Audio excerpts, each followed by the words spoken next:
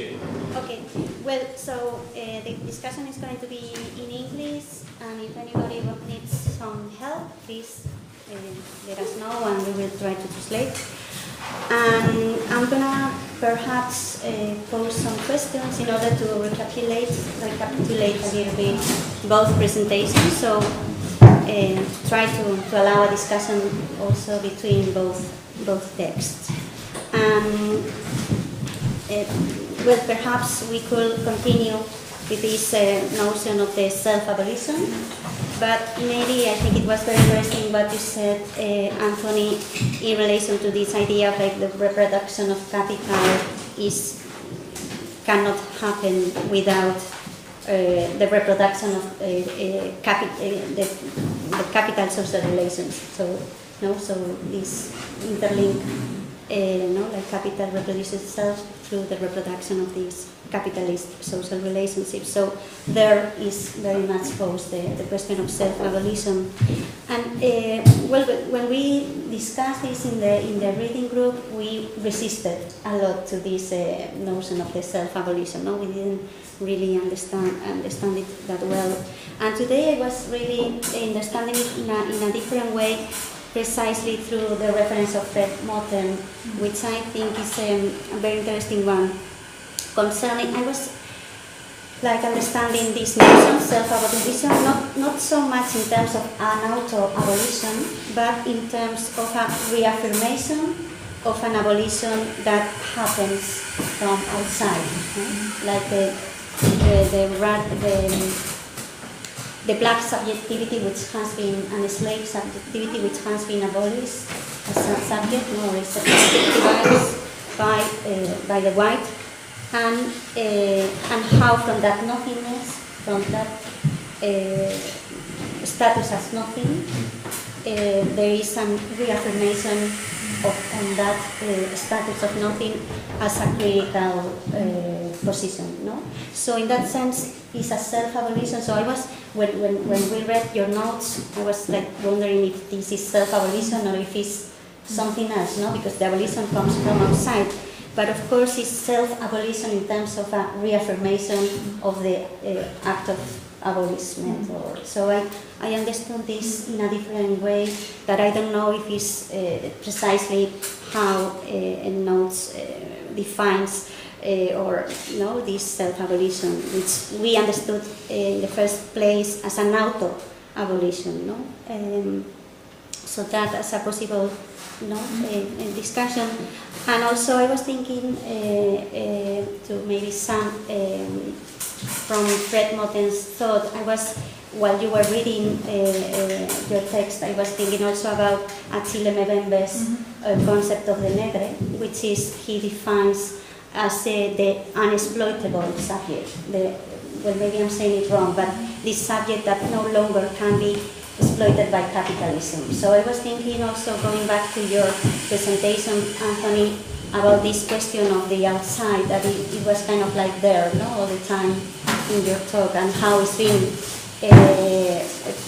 basically treated in the different generations of critique, and how somehow we are in that kind of like perpetuation of the outside doesn't exist.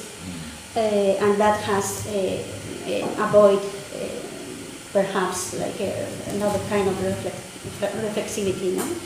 But this negre that I was thinking through your text, that in fact is the unexploitable subject, or the no longer exploitable subject, is I don't know if it's an outside or if it's again like something that dismisses or puts into question that kind of total. I don't know, kind of totality. So. Yeah, so could start with responding. I think Marina and I both come to a certain sort of conclusion about the logic of this, the sort of posing of a kind of a sort of total form of total domination seems to imply or provoke always like a more affirmative sort of positing of an outside. So that's definitely there in in this kind of like very popular discourse of commons, weirdly, like the kind of knee-jerk response to like there being no outside is to continue to pose alternatives that would be an outside or could be an outside. That's in many ways self-contradictory. I think it's there. I think it's like very complex the way it's derived in Adorno, but it is there to a certain extent. It's like there has to be an outside because there's this total domination, and I think there is a sort of, to a certain extent, in the what we were discussing yesterday, is this sort of, I was saying there's this retrenchment of kind of nationalism across the board in all sorts of countries, and struggle. This is what struggles face. In a way, what's interesting about that is that it suggests that the kind of defenders of capitalism in their national bases can't propose a kind of expansionist capitalism anymore. Like that's the limit of their thought. So specifically in the UK, maybe we could say in the UK and in Spain, it's like, in the UK it's like we have to restrict the ability for migrants to become workers in our country, precisely because like the ruling powers can't conceive a form of capitalism that's going to expand its circuit of reproduction and expand the amount of workers it can kind of reproduce and employ. And I think you see this very much in Spain with the kind of very strong feminist movement. It's confronting a logic of capital where it's like, well, we're going to have to kind of put women back in the home in order to kind of somehow, you know, like carry on or reform a kind of capitalism which is actually sort of a kind of reduction of the circuit of capital rather than an expansion of the circuit. So, I mean, that's just a few things for maybe discussion rather than a clear response. I mean, following up on that last point, there's also a kind of consolidation through an appeal to sort of popular religious ideology, right? When you have like crisis and chaos, this is the kind of like notion of conforming old values, family values, which in a way is perennial in all kind of periods of capitalist crisis, is the sort of confirmation of the eternal values outside of capital, strictly speaking, within capital. So that kind of brings me also to this kind of question of the positing of the outside as, for example, in kind of discourses of sort of like total subsumption, or actually even in discourses of commons, the outside is always posed but as a kind of internal outside, as the kind of unexplored or sort of like already imminent potentials which just need to be developed. And you get this, of course, in David Graeber saying that like we're only capitalist a small part of the time. Most of our social relations are totally non-capitalist, and this needs to expand. So this idea of a kind of gradual expansion from within capital of non-capitalism, you find that in Negri and Autonomism as well, which is maybe also endnotes, and Sik can talk about this more, but this kind of relates to this idea of like the coordination and gradual sort of overgrowing or expansion of different struggles to kind of exceed the capital relation. I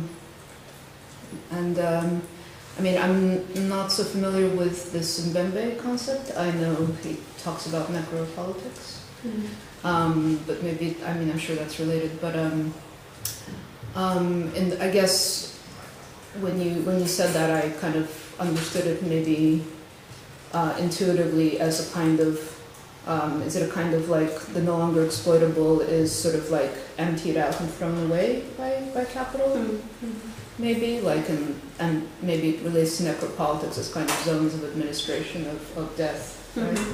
Or access to the means of reproduction for the few, and regulating exclusion for the most people. So in a sense, that's also a kind of internal outside, because what is left of kind of capital, dysfunctional capital, is reproduced through kind of expelling more and more waste, and I guess that links to the kind of surplus population mechanism and idea.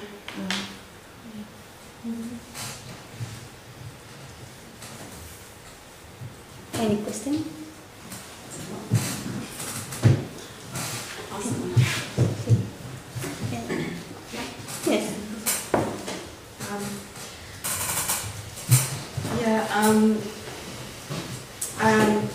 Yeah, I mean, it's a question of clarification rather of your position, because there wasn't much of reference, or maybe there was, but I didn't see it very clearly, in the text, you know, in the process of criticizing the concept of total subsumption, or is it a criticism of historical periodization as such, and whether, I mean, in my view, when you criticize a periodizing concept, then it begs the question of what you replace it with. If you're not replacing it with historical sameness, and then, you know, the question is, you know, are we going to, as far as saying we don't want to speak about the new? So I think, in my view, there is a very strong methodological power in comparing the present to the past, in terms of trying to understand what are the different conditions in which we live today, and the concepts that we use to describe it might be faulty, but then in criticizing those concepts, do we then drop the methodology itself of actually, you know, making, you know, spotting those differences? That was it. I was questioning a specific periodization, so rather than periodization per se, and that periodization oddly has like a weird, like a corollary, which is almost like anti-historical, which I find quite problematic. So that's like trying to point to the way that the notion, in a way, of like in the 60s of like an eternally stable capitalism suggested for Horkheimer and Adorno, like that you could read back, but there was almost no specificity to capitalism per se, and it was just a history of forms of domination. So that was, I think the work is to like say, well, obviously like historical events prove them wrong, right? Because that form of capitalism only lasted three more years, effectively. So you have to, and then I think maybe as well that I think their concept of state capitalism is quite useful to understand like why. I think it's a relationship of the Cold War between the Eastern Bloc and Western Bloc that sort of produces this stabilisation. It's also a response to the conditions after the Second World War.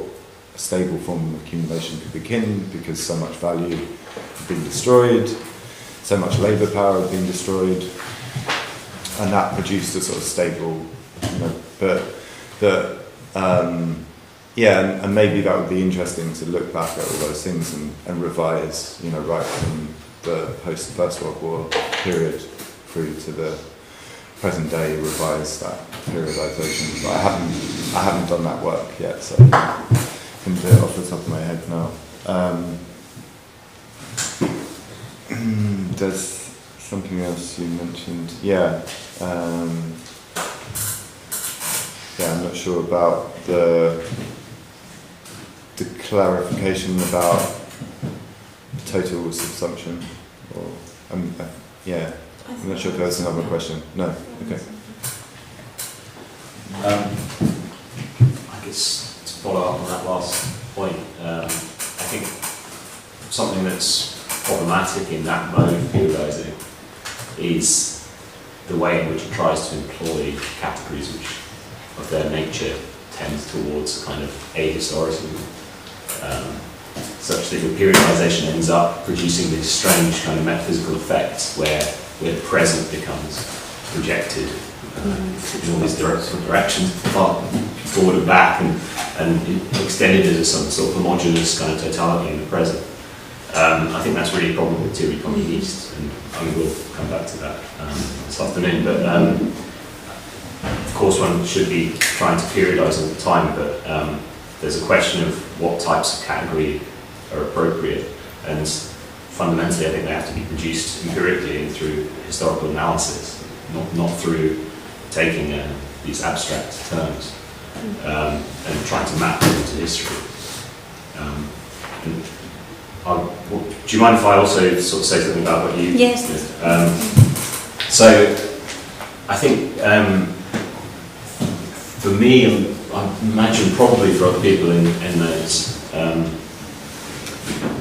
this paradox of self-abolition doesn't really exist in the way that Ray Brassier thinks it does in our text, because there's fundamentally there's a distinction between the kind of categorical level at which one could think about the we of self-abolition or whatever, and empirical, contingent, historical events that one can't derive the sort of impossibility of self-abolition from the fact that it's difficult to think through how a statically conceived subject would negate itself.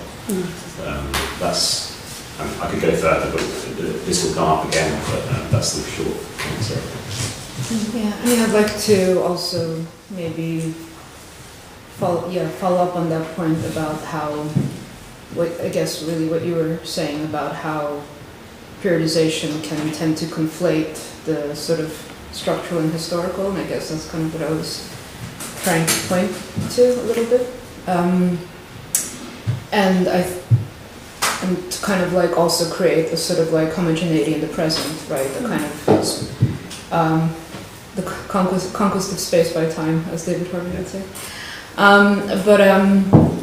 also think it's maybe interesting what Anthony was saying about the sort of like differential articulation of formal and real subsumption is also maybe a way of thinking about how periodization helps us if we use kind of those kinds of precise empirical sort of mode of analysis, maybe using categories, critical categories from Marx, like formal and real subsumption.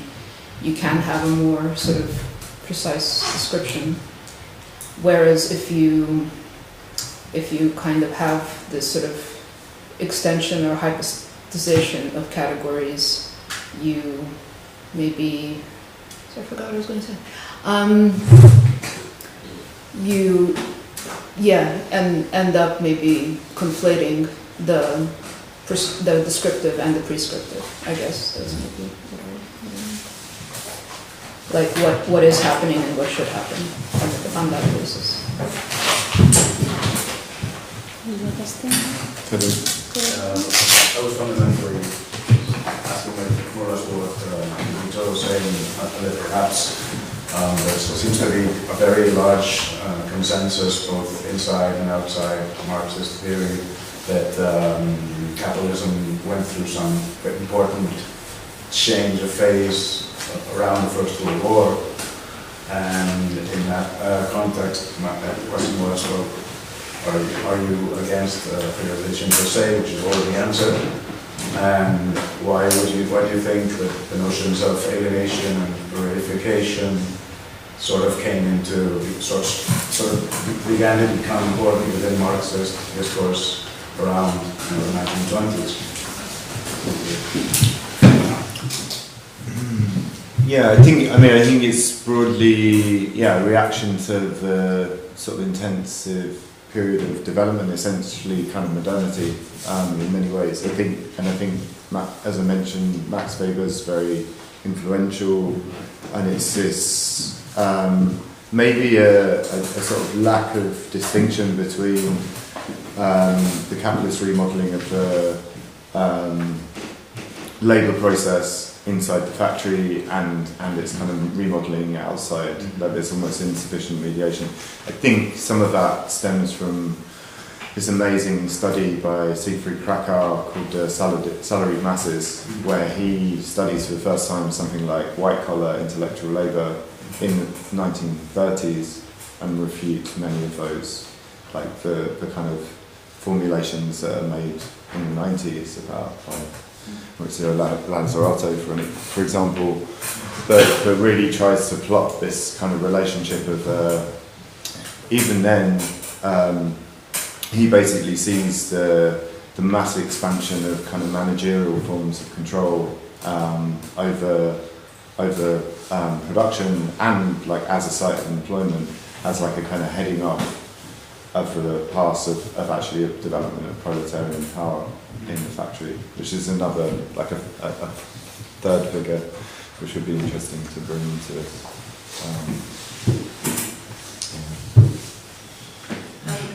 Yeah, it might be a minor point, but you both mentioned in passing something about aesthetic experience, but I didn't quite follow how that relates to self-abolition, or generally what you're saying. Can you say that?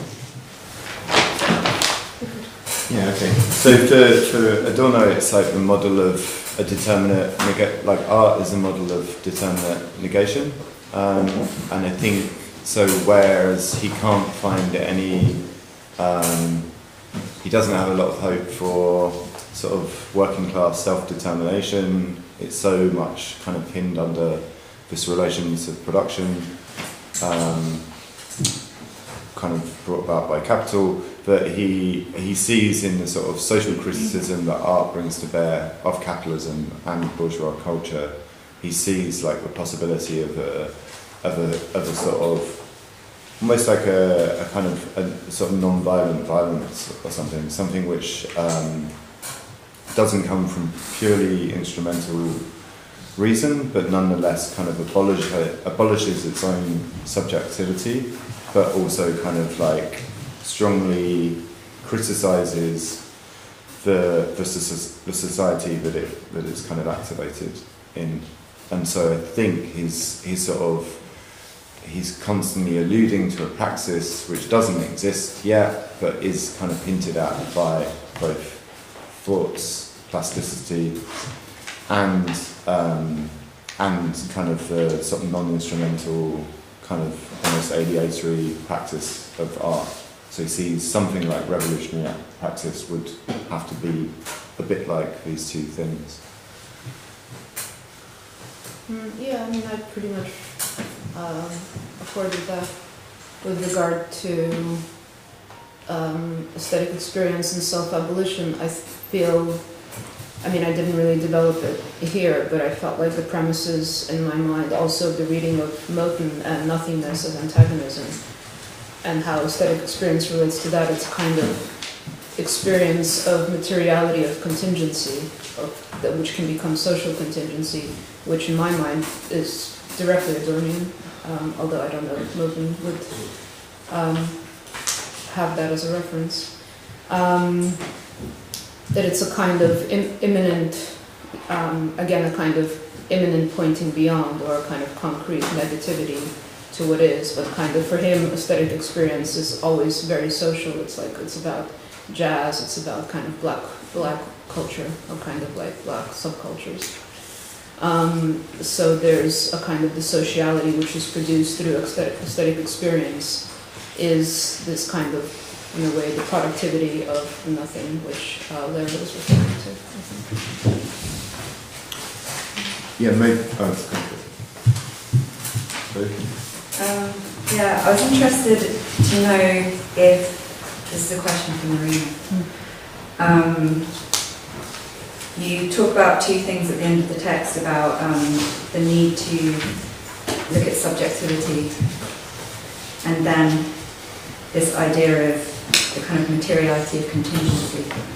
And I was wondering if you could say more about how those two moments kind of fit together, but through a kind of more like material analysis of contingency, there's a question of the subject and how it's reinstated in a way which abolition doesn't quite do the job. Yeah, I mean, I guess that was a kind of way of trying to see whether contingency could be a more material way of thinking about abolition or self-abolition. And self-abolition is maybe where the kind of subject comes in. But I also thought what Anthony was saying in his presentation really clarified that for me, because sort of like the negativity posed by the subject is precisely this kind of thinking that Anthony was talking about, the thinking that labor does, this kind of non-total absorption, or this kind of margin of negativity. And I think that's really kind of what I meant, and was sort of like phrasing that through contingency, I think. Martin?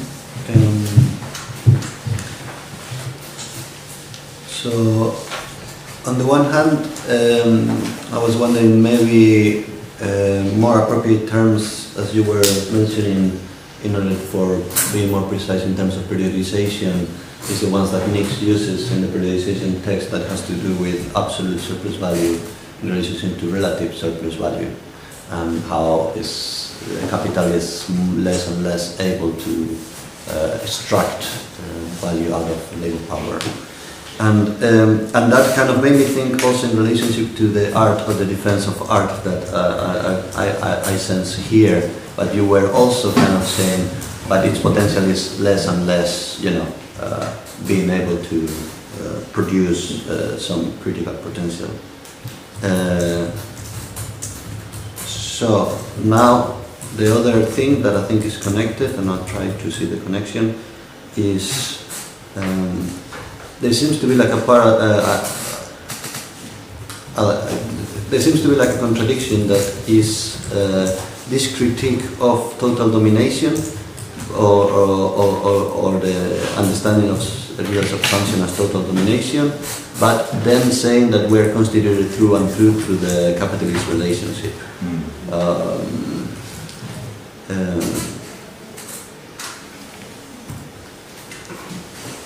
So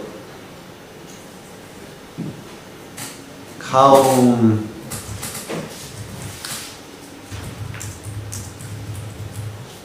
can, I mean, it's the same question as before. This agency that you seem to declare that the artwork can have, but I don't see. Fuck, I got confused, but. No, Rod wants to say something. Yeah. I mean, one thing I should say, perhaps, which might help clear some of these things, is that the passage that everyone gets that from endnotes, is a bit of an unfortunate passage in a way. It was written for something specific, which was kind of taking the piss out of Tikkun. Yeah. And then it gets read in a kind of more abstracted. It gets read abstracted from that debate. The we that is being criticised there is supposed to be the we of a kind of sort of self-important kind of insurrectionist subject, which then gets inverted to say no, the we is a proletarian we. So that's in that passage, that's what's going on. But so when we say we, the we is constituted through and through by the class relation. It's a response to a kind of voluntaristic insurrectionism, saying no, this is a class politics. But it shouldn't be read metaphysically as a claim that we are wholly kind of everything about us is from the class relation. It's not that's not the claim, but I can see how it was very easy to read it in that way, and people have read it a lot in that way.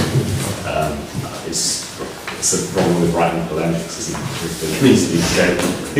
They kind of rebound and sort of bounce off somewhere unexpected. Okay, so that maybe helps me to clarify the question in a very simple. What are those elements that we are not constituted through the class relation? Well, I tried to just sort of put it in the simplest terms possible, is that like in this sense it's about kind of what counts or what's counted from capitalist point of view, like kind of labour like has to be freely disposing, like it has to be a thinking subject to some extent for it to be like kind of counted as surplus value inside the process of production. So it's like it is this kind of internally constituted. The only way you kind of count is as far as you're like counted and you're chewed up and into and spat out as surplus value. But like you have that like thinking is in the equation already. Like the fact that you're a kind of thinking subject is already in that. Maybe the other, there was this point about maybe this kind of art or estrangement is like another way you could think about it, or a way you could relate it to like communization theory in the way that theory communiste pose this rift. So this kind of notion of this kind of subject which faces itself as a limit and has to kind of break into a kind of nothing, which is a kind of negation of that class relation, and points to like something else. But what that something else is just like unstructured, as yet unstructured. Or unstructured becomes a sort of refusal of that class relation. Just the negativity like that might relate to the negativity of Moten. Yeah, I mean, I also wanted to maybe continue to pick a bit more at this we are constituted, because I think it is, you're right, it is different to say we are constituted through and through, because that is a kind of, that does sound like a metaphysical statement. You can also say it in a way that just makes it sort of trivially true, like we are constituted, i.e. we're constituted as a democratic public, as a national community, as working class, whatever, as women, etc. We are constituted by the capital relation in that sense. That, I think for me, that still means the question of the agent of abolition doesn't go away. I think that's what I was trying to say.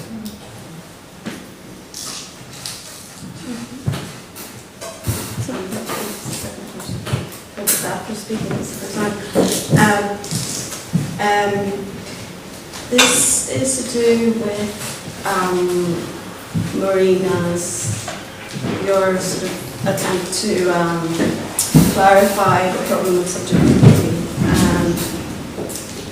And I will ask this question in order to sort of get you to clarify it more. Basically, I'll just read the passage from your text. The problem of subjectivity is shaped and informed by power, a vision of emancipation. It is the problem of subjectivity shaped and informed by power, a vision of emancipation itself shaped by relations of power, if not in ideology, than in the experience of struggle against the powerful antagonist, no less than in the experience of existing social relations themselves. That struck me as like a strange articulation of the problem, because it seems to oppose struggle to relations.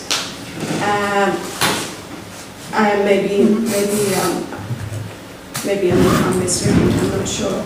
But I thought I was misreading it, but then this kind of thing kind of comes up again in the Vitig code, and obviously I don't suppose that you agree with Vitig, but I don't feel that you discussed it, which is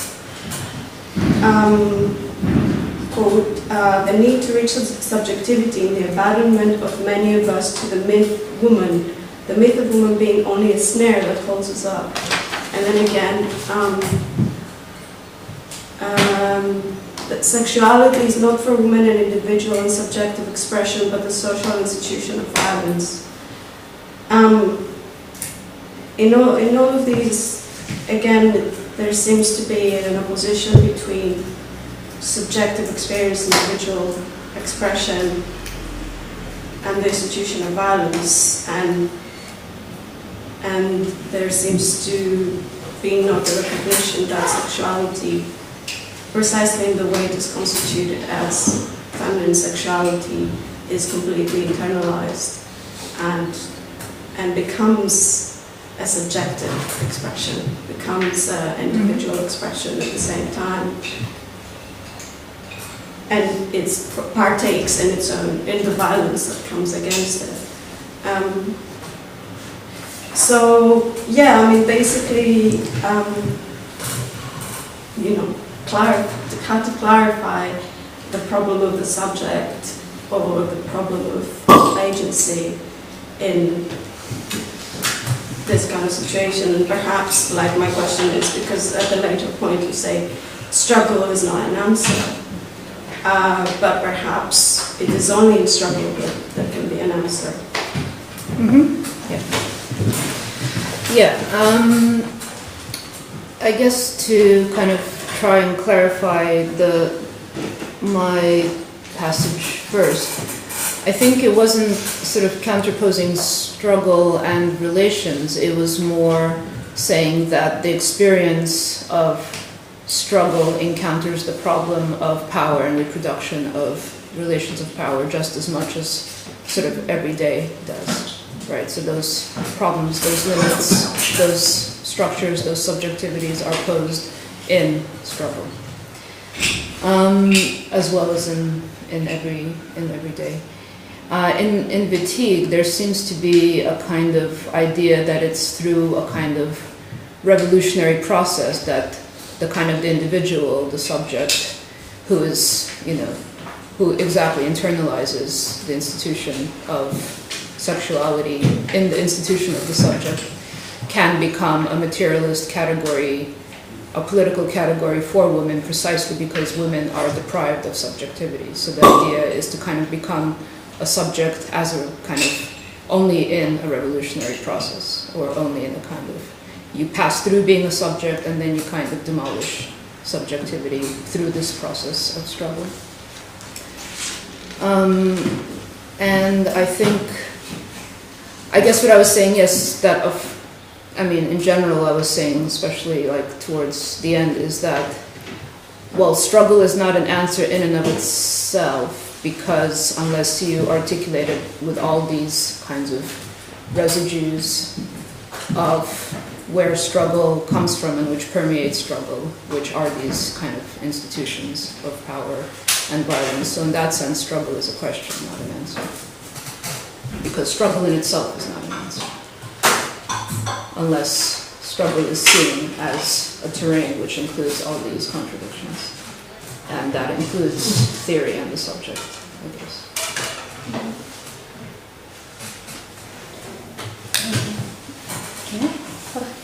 No, okay. Bueno, we need just one last question. Anybody wants to do, or maybe in the chat? Or no, in the chat. Or we'll leave it here. We can leave it here and continue after lunch. So maybe. No, one thing, we need to know how many of you come to the dinner this night. Because we have to form. Let's get some video.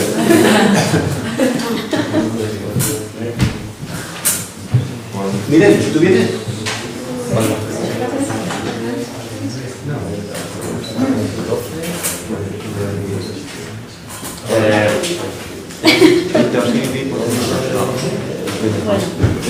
So, bueno, pues we leave it here for this. Thank you very much.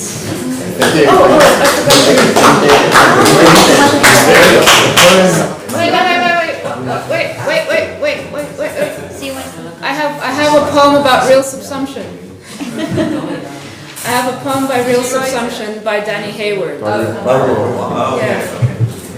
Okay, it's very short. It's like a song. It's a ballad. It's a Christmas ballad. Okay. Okay.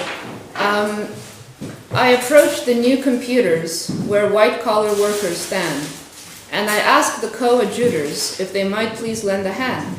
So the first holds out his iPad, which quite legibly explains that my life should be destroyed and will never be the same. Later on, I write a CV that presents my primary skills, and I say, "You must be knee-deep," to the woman at the till. Then I notice she's a void, filled with knives and acid chains, that her life has been destroyed and will never be the same. In the void, I meet a person raising funds for NGOs. On his tabard, it says "worsen," and he'll never let me go. But although he still makes noise, I can see they took his brain, for his life has been destroyed and will never be the same. So we three, we cross the river, just like children, hand in hand.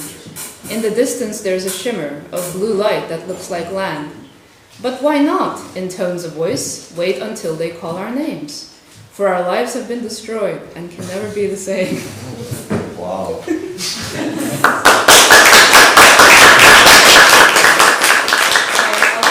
convey that to